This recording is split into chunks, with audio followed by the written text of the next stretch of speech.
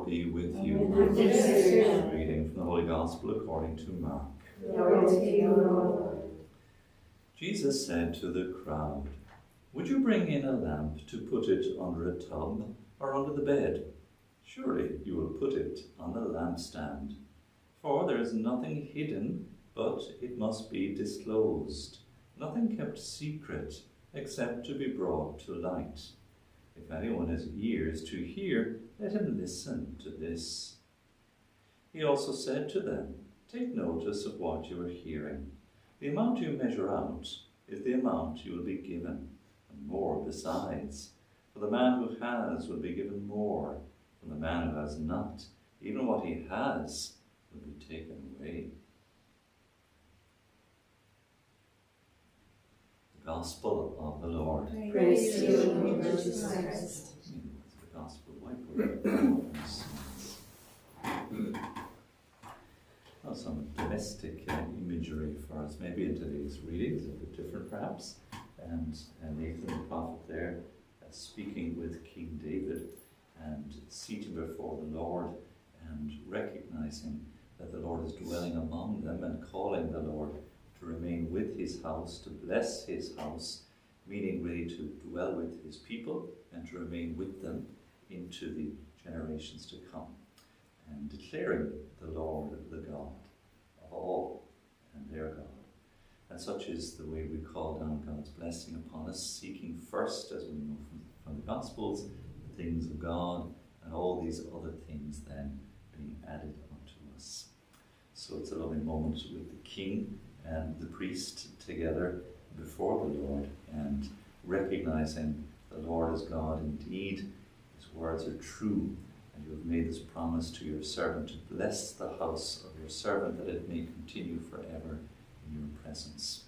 So it's a nice invocation, and it's why in tradition certainly we like to bless our property, and maybe not just once off, but have the house blessed regularly. And perhaps we bless and invoke that blessing even further by the exercise of the faith that we have professed in asking the blessing on a continuous basis.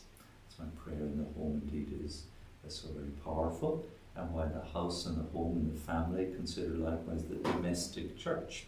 So the local church, not just to consider your parish church or that church building as the church, but we as a living body, as a family, make up living members of Christ's mystical body, stones as it were in that church where Christ is the keystone, the cornerstone, built on the apostles as foundation.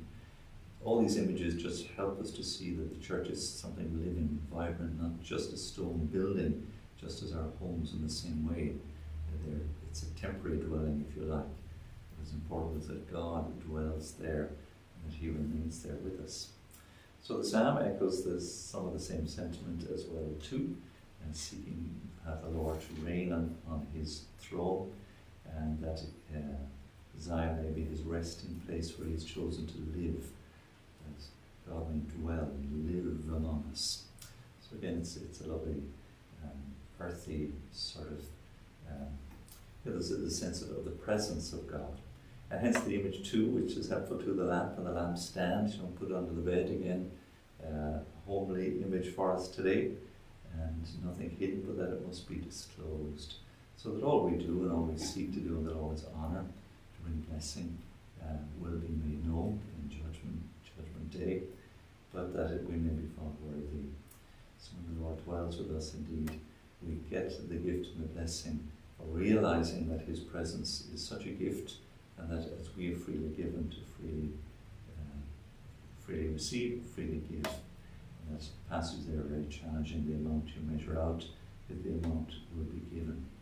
So that mercy is probably a key element of one of the gifts that we can bestow upon others, bringing blessings, the blessings we have got from God and his dwelling, to others, and bless them with his presence too. And measure that out generously, without fault, as much indeed as all the other gifts and talents we have received, so that God may always dwell with us.